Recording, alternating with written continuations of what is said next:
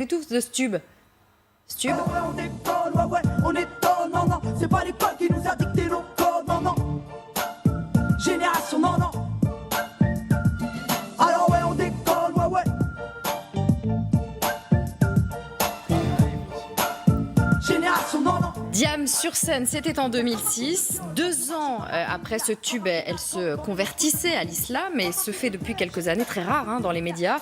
Elle est sortie de son silence, figurez-vous, au début du mois. Lors de son pèlerinage à la Mecque, elle s'est confiée aux médias saoudiens Arab News et revient sur son changement de vie. On l'écoute, je vous fais réagir juste après. I will never say, oh no, it's not me. No, it was me. But now I'm like this. One day, I realized that all this stuff, the money, the success, the power, didn't make me happy. So I was searching for happiness.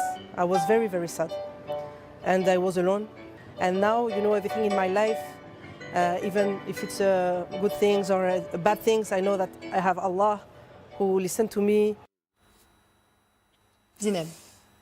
Ah, on a le droit d'avoir un ami imaginaire qui nous écoute, mais en tout cas, quel triste double message, à la fois d'abord pour les femmes saoudiennes qui vivent quand même dans le pays qui est le plus grand oppresseur des droits des femmes dans le monde. C'est-à-dire les femmes saoudiennes sont considérées moins comme des enfants ou des chiens ou des chats. Elles n'avaient pas le droit de conduire jusqu'à récemment. Elles ont besoin d'autorisation pour toute chose. Donc c'est dommage quand on est française, libre, égale à chacun sur Terre de choisir de façon volontaire cette servitude, mais en même temps, par ailleurs, je trouve que Diam, ça a une forme de cohérence, c'est-à-dire elle a choisi ce style de vie-là, elle a choisi de mener une vie salafiste, et de façon tout à fait cohérente, elle est allée s'installer en Arabie Saoudite plutôt que de réclamer la reconnaissance et la normalisation de ce mode de vie-là ici en France.